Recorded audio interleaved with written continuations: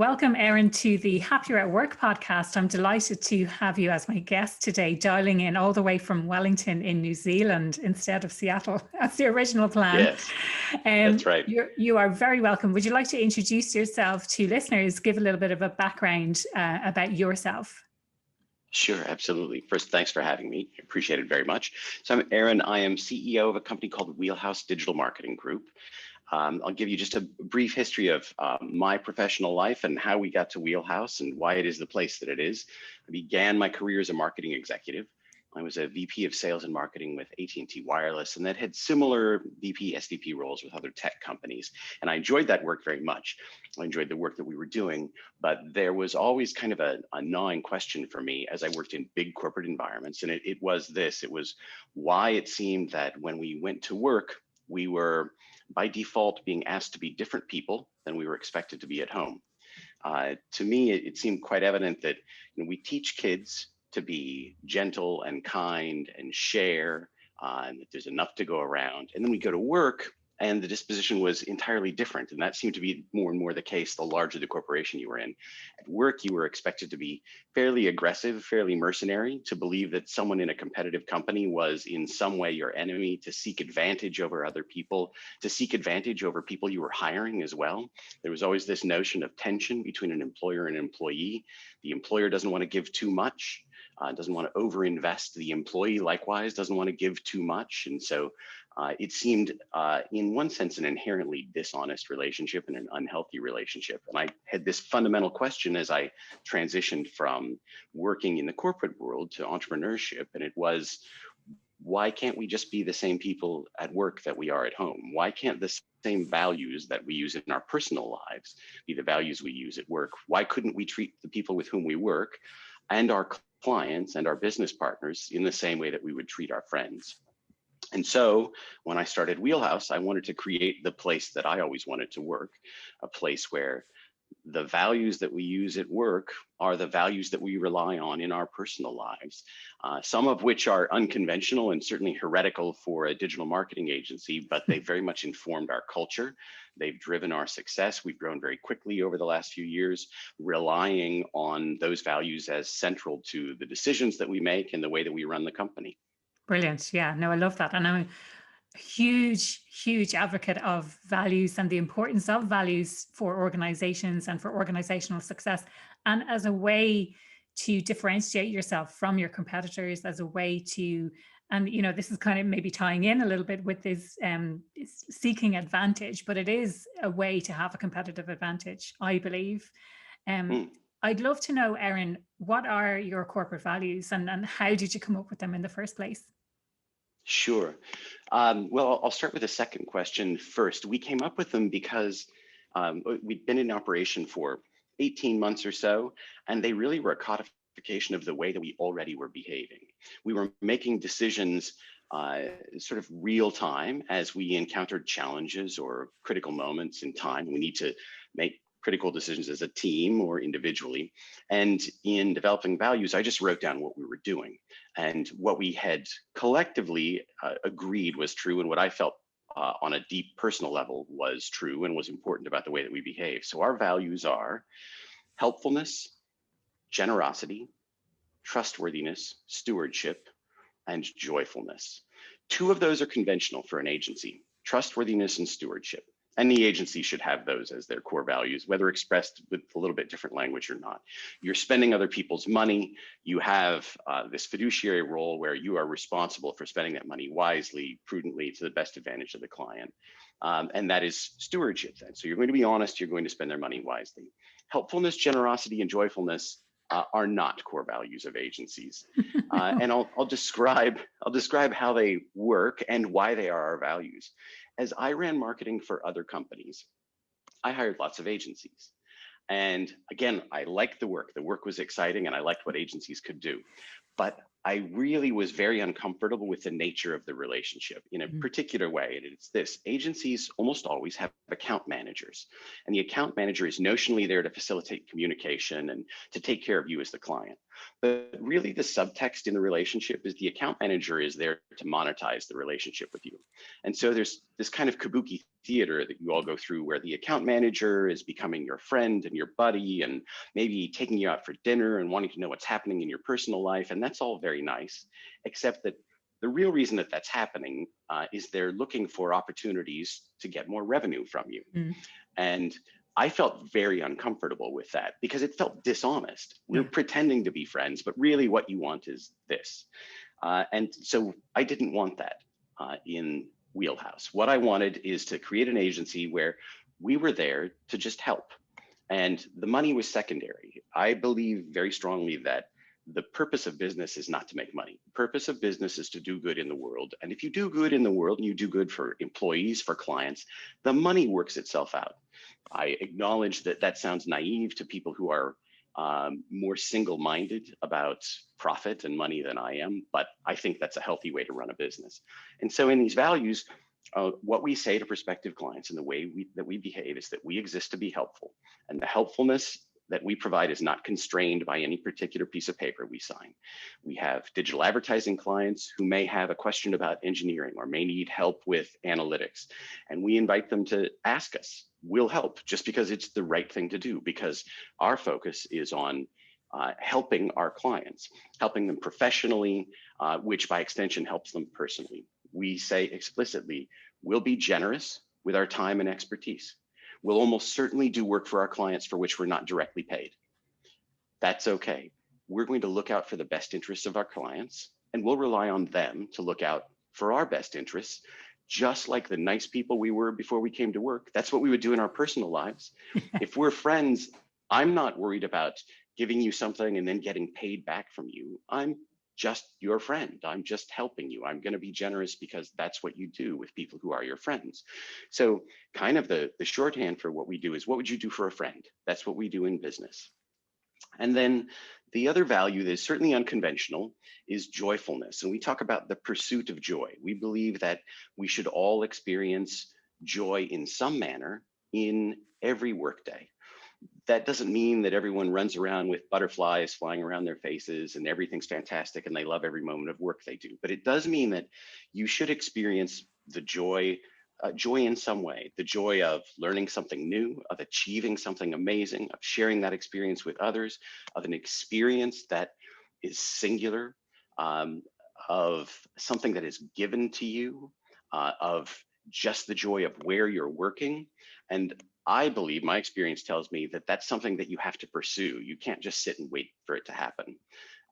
You need to be intentional and go after it. And so we do a lot of things to create the conditions for joyfulness and to create the conditions in which generosity becomes not just what we do, but it becomes a habit in our personal lives and in our professional lives. And all of these things inform our culture. We have twin missions that we talk about internally, and we have for years. They are to be the very best partner for as many clients as possible. We think of this moment as kind of the emblematic moment of whether we've succeeded or not. We think of our clients opening invoices at the end of the month. We want our clients to get to our invoice and think, I'm so glad I work with these guys. That's the best money I spent all month. And with employees, we want to be the best place to work for as many people as possible. I want Wheelhouse to be one of those places that people, as they transition, they look back on and think that place really made a difference in my life, made a really profoundly positive difference in my life, informed my perspective, was a fantastic experience. I made great friends. I learned things or learned a way of behaving that I've carried into other workplaces. That's what I want for Wheelhouse. So those are our goals. And all of that informs the way that we behave and what we do. Brilliant. Love it. So much to dig into in what you've just said. And I just want to reflect back about this idea of the culture being about the behavior and decisions. I completely agree, because I think a lot of the time people wonder what culture actually is, but its culture is like what is the lived experience of working in this organization? And I love all of your values, and I think we'll have a very interesting conversation because I'm coming from an agency perspective. I worked in a market research agency for, or at Right. least in in the fast moving consumer goods, or CPG, consumer packaged goods, as it's called in the States. I worked agency side for about 17 years and loved it. I have to say, I loved it. But you hit the nail on the head there. It's not an authentic relationship. It's you're making friends, you're being buddies with these people because you have specific targets that you need to get. So this is kind of from the other Right. perspective. You have revenue targets that you need to achieve. Therefore, you need to seek out these opportunities and become friends with these people. But you're absolutely right in how that it's dishonest, and I Right. love this idea of, so about the helpfulness, generosity, stewardship, trustworthiness, and joyfulness. I'd love to dive into this concept of joy and deliberately pursuing and being intentional about pursuing joy. How do people do that, especially at work? Yeah. So one of the things we talk about is that we want our values not just to be touchstones at points of decision making. We want our values to become habits. Yeah. And from a psychological or neurological perspective, if you repeat an action and you get positive feedback, that tends to wire your brain over Mm. time to more easily pursue that action in the future, to understand that's going to be something that's beneficial for you. So we work hard to make both generosity and joyfulness habits. And I'll give you a couple of examples. Every employee at Wheelhouse gets what's called a joy fund on a monthly basis. They get $50. They can spend it on any other employee any way they like, with only one guideline, and that is it has to bring joy to that other person. And there are a few things that result from that. First, if I'm going to do something that delivers joy to you, I have to know you on a deep enough level to know what that is. Mm. It can't just be a water cooler relationship. I can't know just superficial things about you, because joy is a deeper thing. It doesn't tend to come up in the initial conversations that you might have with someone. So I need to know you. That's the first benefit. The second is that in giving you something that delivers joy, I get the pleasure of seeing my impact on you, seeing that I've done something good and that I've been helpful to you. And that gives me a sense of my own agency in the world, an ability to make a positive difference, which I think many people are unaware of. And I would like people to be aware of. And then the third thing that results is this, and this is a little more existential, and it is that I believe through my own experience that the things that we are conventionally taught we should chase in our professional lives, status and money, are not the things that make us deeply happy. They're important in a practical way. You need money to live, and it's good to be successful, but they're not the things that will make us deeply happy. The things that make us deeply happy are the ways that we help other people, the good that we do in the world. And so in a not too subtle way, I'm also hoping that we can show people that by helping others, you actually feel really good. Yeah. And we're talking about how to maintain culture in challenging times. One of the things that we have relied on and tried to emphasize is the way that we should really double down and focus on helping each other as individual employees as we're on lockdown. My company went remote March 4th of last year. So we just came up on a year of everyone working at home.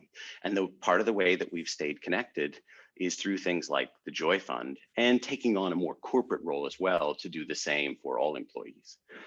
The other way, the other value that we try to instill from a habit perspective is generosity.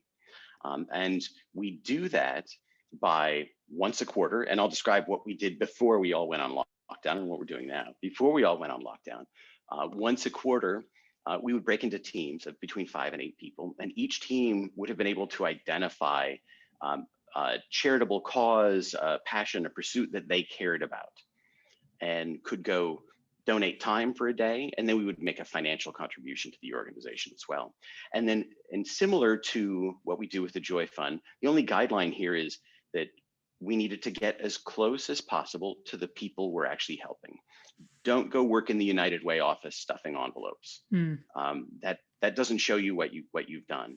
Go help people who need that help, and do so with other people who are like-minded, and again, see your impact in the world. And then we make a fairly significant financial contribution. And as with joy, you get a sense of your own agency, your ability to make a difference. You get to do so with other people who are like-minded. And by doing it once a quarter, we hopefully create just an expectation, a sense of this is something that you do regularly in your life. You go help other people. It feels good. You see the impact. We hear back from those organizations. At the end of our generosity days, which is what they're called, every quarter we have a generosity day, we would get together for a party. And we think of this, we talk about it in shorthand as something for the world and something for us at the end of the day. Something for the world is what we do during the day. And then we come back and one person from each group talks about what they saw, what they did, and what it meant to them. And that's really powerful and galvanizing experience for all of us that again drives home the import of what we're doing. So those are a couple of the ways that we try to make those values habits. Yeah, incredible. And I suppose, how have things changed since lockdown? You know, if you've been in lockdown over a year now at this stage, people are working from home. How difficult has it been to maintain that culture within the organization? Yeah, I would say it was challenging at first as we figured out what we needed to do to adapt and adjust. But a year on, I think we're doing pretty well, Yeah. for a number of reasons. We figured out what we need to do as an organization. I think, credit to the employees involved who've figured out what the new normal is as well, and have routines and work environments and all sorts of things that work for them. There were lots of things that we had to adapt to. Some things became kind of the opposite of what we had done, the opposite of what you would expect. Again, this notion of deconstructing conventional thinking and ensuring that it really is accurate, and then sometimes deciding that's not true for us, has been helpful. One of the ways is that everyone went remote, so that means people are entirely unsupervised. So the conventional wisdom would be there's going to be a huge drop in productivity, and we Yeah. need to have software that monitors what people do and all sorts of things. We found the opposite was true. Mm. If anything, productivity increased. Yeah. What we needed to watch is to make sure that people didn't work too much. Exactly. Because if Yeah. you can get out of bed and walk 2 paces and Mm. you're at your desk and can Yeah. work, that could be all you do that day, Yeah. particularly if you live alone. And so we needed to create time during the workday after work where we were, if not demanding, we were reminding people not to work. We were watching the time that they were logging, and how late they were online. We used Slack for communication, when we were getting emails from people, and monitoring that way. So some of the things that we've done that are quite different, and we've tried a bunch of things. Some of them worked very well and we've maintained them, and we've tried things that haven't worked as well. When we went remote, within a couple of months, we sent care packages to all employees. So in that same vein of generosity, we have a workplace where people can have pretty much whatever they want. We would have an Instacart order, so an online grocery order that went out every Monday, and what people needed for the week would come in. People usually ate work with others in the office, and so we would be prepared for that. Our community meeting, so our monthly company meeting, was a catered meeting. There was a sit-down affair so that people again sat and talked, and also to remind people of this. And that is my hypothesis, my experience is the difference between a mundane experience that is not memorable and an elevated experience that's special often doesn't take that much more. Mm. Just a little bit more thoughtfulness, a little bit more of investment. In our company meetings, we could certainly have food ordered in and it would come in cardboard boxes, and we would all just sit with a box in front of us and have the meeting while people ate. Doesn't cost very much more to lay a tablecloth and plate the food and have a little bit better food and make this an experience, but it made a big difference to the experience of the meeting. But coming back to some of the things that we did, we sent care packages that included things that people were missing from the office. A favorite snack, something from around the office that they liked, and so sent that to everyone. We arranged to have guided meditation and yoga sessions once every 2 weeks, and invited everyone in the company. And participation was pretty high as well. We had a book club that had kind of fallen dormant, that was reinvigorated. And that was at the instigation of an employee who's been a champion for that. We started, sometimes it's small things, we started a random question of the day. And the question would be about interests, experiences, things that you would ask to get to know someone. And again, we use Slack, so we did it in Slack. It was a way for people to get to know one another and continue sort of to learn things that you'd learn in casual conversation, which really was no longer possible in the same way. That also meant that as we hired new employees, and we've hired a few this year, over, well, this past 12 months, we could get to know them as well. And that made a big difference. We over communicated.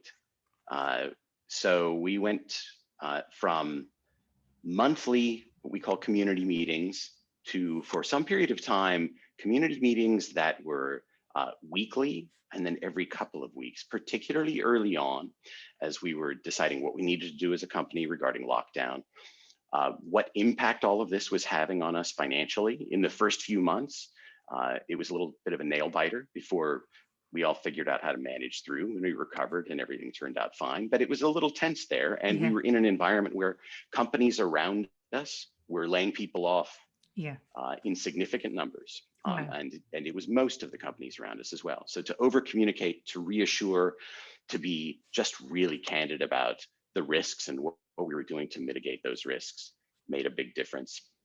We have our director of HR have check-in calls with all employees every couple of weeks.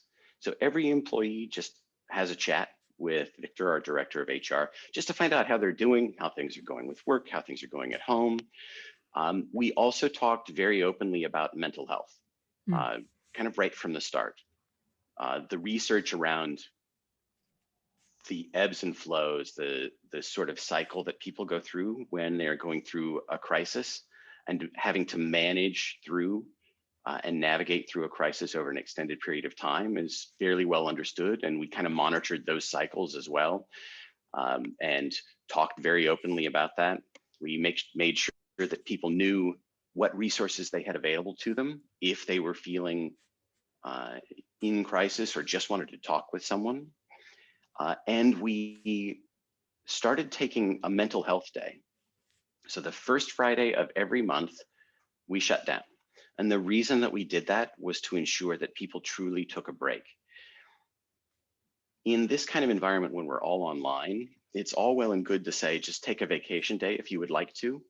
But when every other employee is sending you email and Slack messages, and you're conscientious and really care about those employees and you care about your work, it's really almost impossible to fully disconnect. And we wanted people to be able to do that. And so the first Friday of every month, we just shut down, and we tell people, please, don't send email, don't send Slack messages unless they're emergencies. Give everybody the room to just take the day off. And that's been really valuable, very well received. And once again, didn't create a hit to work delivery.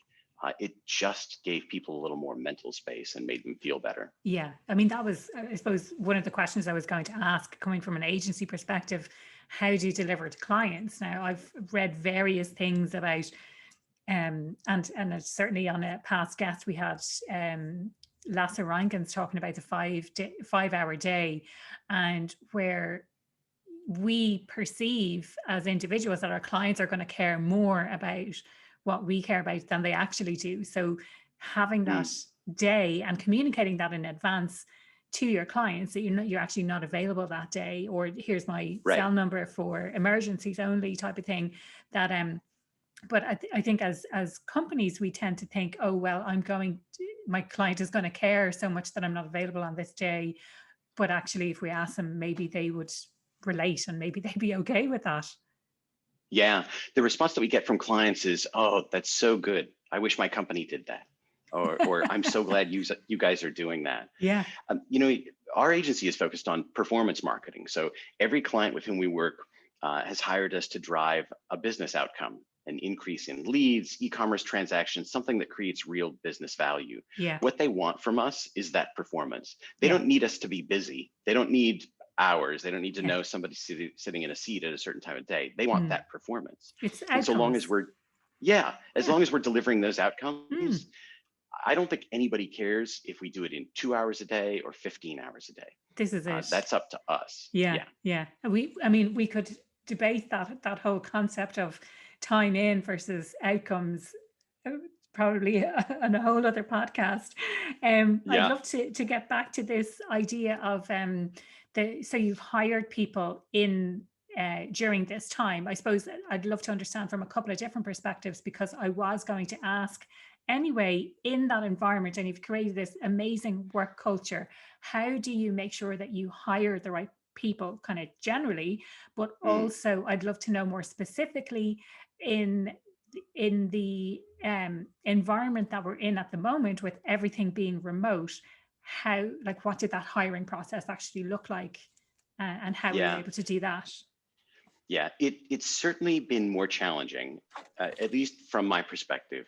I knew that I got a lot from sitting in a room with people, from face-to-face conversation. I hadn't quite realized how much I got from that and how much harder it was going to be to just see someone's, head and shoulders on Yeah. Zoom. How much more I was going to be highly attuned to every facial expression and tone of voice and all of that sort of thing without those other signals. But we've adapted. I'll describe our hiring process, which has been developed over a number of years and is very, very focused on hiring for culture fit and values Great. alignment Yeah. as a first step. That's the litmus test. And then if you have the skills we need, that's also required. But first, we have to be the right kind of people for one another. Yeah. So we have a screening interview that occurs with our HR person that is all about values and culture fit. Just asking questions about disposition and attitudes around things that are related to, are tangential to, or indicators of values fit. And someone has to make it through that first 30-minute screen before they're considered at all.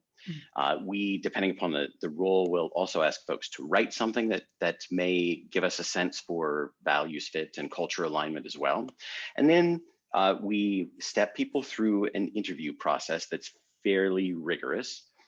And throughout that process, we're listening for both experience and skill set, and we're listening for values and culture alignment. Every employee with whom a candidate speaks, almost without exception, will speak to values and culture, because they really are so central to how we operate the company and to our competitive differentiation, to the extent that our values and culture really have been the engine of our growth. When we have a candidate who has satisfied all of the other interviewers and we believe that they're a good culture fit and a good skill fit, they come to me.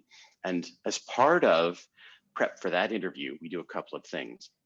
They take a DISC profile assessment. Yeah. And they take another assessment called a saboteur test.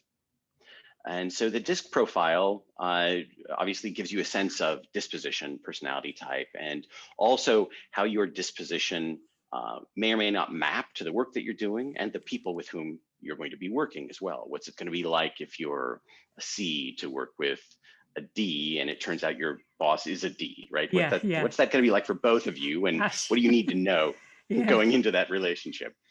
And then the saboteur test shows you how your disposition and your personality type can show up in times of stress to create problems for you or problems for the organization. And there, we are looking for people to be kind of anything except dominant in one area. And it shows sort of a stack ranking, a score against, I think, 9 different saboteurs. You might be hypervigilant. You might be a real stickler. You might be a complete pleaser. Any of those things are fine. There is one saboteur, though, that doesn't work well, and that is feeling that you're a victim. Okay. For us, we know from experience that people with that as any sort of strong indicator among their saboteurs aren't going to work out well. It won't be good for either of us. And so I get all of that information and have a conversation with the person. It's usually an hour conversation. And we often don't talk at all about the work that they're going to be doing. We talk about who they are and what they believe, and what their reaction is to our culture, to our values, to how they're going to contribute, how they envision themselves being a part of, and most importantly, contributing to the culture, because we want people with an innate sense of agency and an understanding that they're not going to be just a consumer of what we've built. We're a relatively small company. We're 30 some employees. Everyone's building this together as we move along. Yeah. And so we want people who will be contributors to the culture as well. And then based on that final interview, which is entirely about culture and values fit, we'll make a determination. It's not a perfect process, but we're pretty good at it. Yeah. Yeah.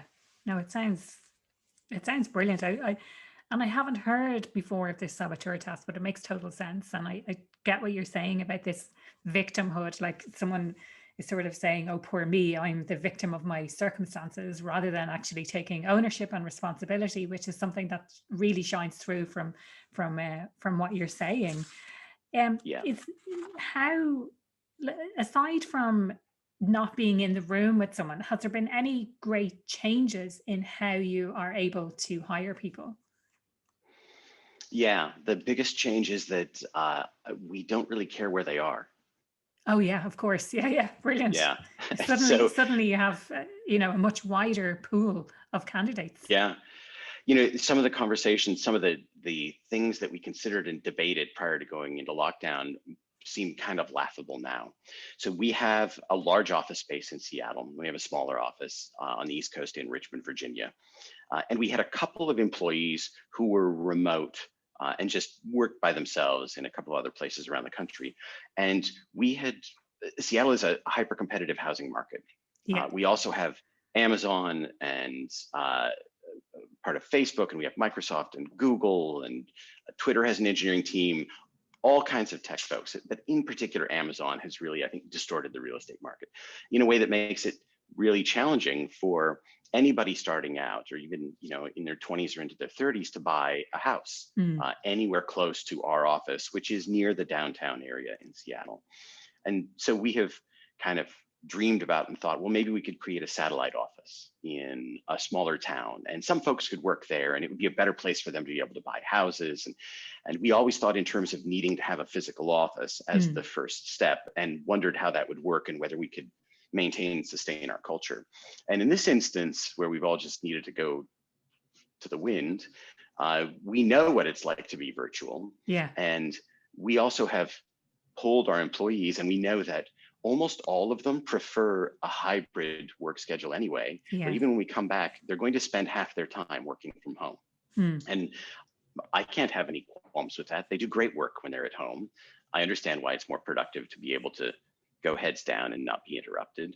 So if you can do that, you can really do that from anywhere. We figured out how to do the culture part virtually. It's imperfect, but the thing that we'll add on top of that is what we've always done before lockdown, and that is we bring people back once a quarter for a quarterly company meeting, and then we bring them all back at the end of the year for a pretty epic holiday party.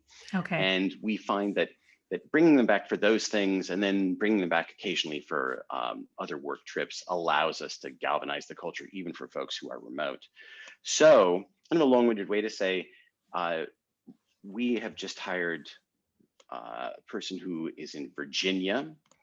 We've just hired someone who's in Colorado, Wisconsin. Those are the last 3 hires we made. We don't have offices in those places anywhere near them. And that's just fine. Yeah.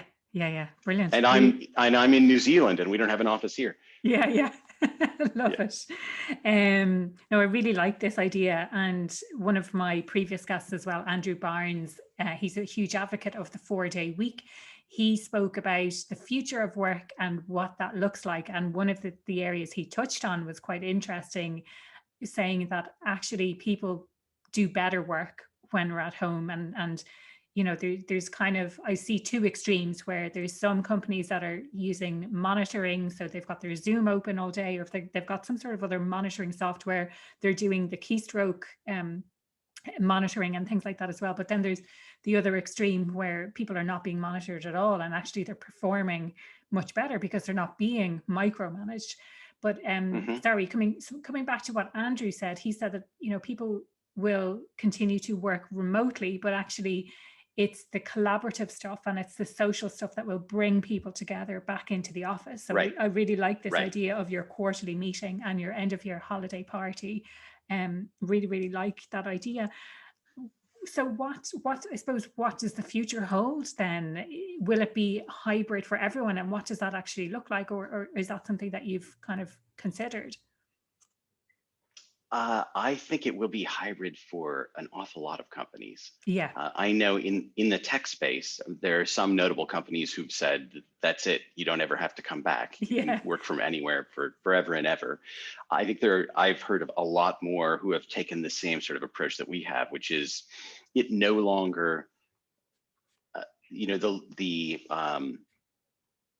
litmus test for whether you can work for us is not your location. You don't have to be in the office. You can be Mm, anywhere. We've set up the systems for that. That's pretty common now mm. uh, among my cohort, other company owners. That tends to be the disposition. So unless there is a true reason that you have to be physically present, uh, I think the default is now it shouldn't matter. Whereas before lockdown, the default was it does matter. Of Yeah. course, we have to hire someone in Seattle or Virginia. Yeah. Yeah. Yeah. No, I really like that. Is there Yeah. anything else that we haven't really covered today that you would like to get across about your culture, or things that you've done slightly differently? There is one other thing that I should mention that this is a person in a role who is really important in nurturing our relationships and taking good care of our employees and taking care of our clients. We have an office manager. We use a conventional title because other unconventional titles that we've used didn't really make sense or resonate with people. In the past, we called this person a concierge. And her role is a little bit to focus on office management. And by the way, she was hired, her first day was the day after we went remote. She was hired just before we went remote a year Wow. ago. Her focus is on uh, taking exceptional care of employees and exceptional care of clients. We have a stated goal that our employees should feel known and loved by the people they work with, and that our clients should feel known and cared for through the relationship. It should be transactional. They really should authentically feel cared for. And so we have a person who is dedicated to that, who is focused on delighting employees, on delighting clients, doing little things at a company level that are based on intimate knowledge of what's important for employees. For example, we have an employee who celebrates Purim. And so we sent a care package to that employee only because she celebrates Purim. We have a client who just got a puppy. We sent a gift, a care package to that client for a new puppy, even though that client is in Europe. And this is the person, Hallie, who really makes all of that happen with support from others in the company. And so having someone who is dedicated to taking such exceptional care of employees and delighting clients has been really important to us. And I think is another important ingredient in bringing values to life. Values really matter when money's involved, Mm. either when you are making a decision that will forego revenue because something doesn't align with your values, or you're truly investing in values in the way that we are. And Hallie's a big part of that investment. Yeah, brilliant. I love it. And I suppose the question that comes to mind in relation to that will be, how does that differ from a traditional HR, or do you have a separate HR team, which is a bit more process driven and functional, or does Hallie sit within that team as well, or how does that structure work? Yeah, Hallie sits within that team. We have a Okay. director of HR and operations, and Hallie reports to that director. Okay, great. But her specific role is to love this idea of like delighting clients and making sure that employees are cared for and really understood. Um, Yes. Brilliant. I suppose a kind of a parting question in relation to this specifically would be, if another organization which doesn't embrace that type of work culture but is looking to make that change, how would you direct them to make that change, or to start taking the steps towards making that change? Yeah. I would start with a little bit of reading. We've done an awful lot of reading as we developed our values and as we've continued to cultivate them and learn how to express them, there are a couple of books that have been very interesting, challenging, and helpful. One is The Art of Possibility. It's a fantastic book that, again, sort of challenges conventional wisdom around the nature of relationships and the way that we conduct ourselves in personal and professional lives. And just as the title suggests, really sort of challenges you to think about what's possible, Yeah. and to do so with beyond the bounds of conventional thinking. And the other is a book called The Go-Giver. And that book is allegorical. It's a really short read, but really has the thesis that it's not in trying to take or acquire that we succeed in business. It's in being generous that we can create healthy and long-lasting success. And those two have been really valuable for us and seminal in some of our thinking. And then the other is, all right, someone might not embrace all of the values that we have, but there may be aspects of these that fit naturally within their disposition or their perspective on business. Yeah. Then do some of it. Do what fits and grow into the rest as you see fit. Yeah, love that. Definitely going to add those two to my reading list. I'm a huge reader as well myself. I read 58 books last year. So I will definitely add those to my list. Always love to hear new perspectives. And I haven't heard of either of those before. So that's really great. So Aaron, the question I ask everyone who comes on the podcast, what makes you happier at work? What makes me happy at work is feeling that the work that we do has meaning, makes an impact, and that what we're doing as a company brings joy to our employees and to our clients. We're making a difference in their lives. Love that. And if people want to reach out, connect with you, learn more about your organization, what is the best way they can do that?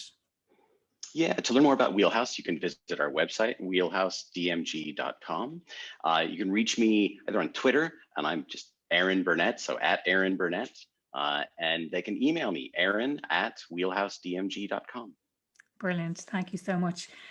I have to say, I have thoroughly enjoyed this conversation today. I have 3 pages of notes to go through, but it's been really, really refreshing to meet someone who is living and demonstrating everything that is what, so I speak to obviously a lot of academics, a lot of other business owners who would be kind of more solo entrepreneurs who are, quite small organizations, let's say.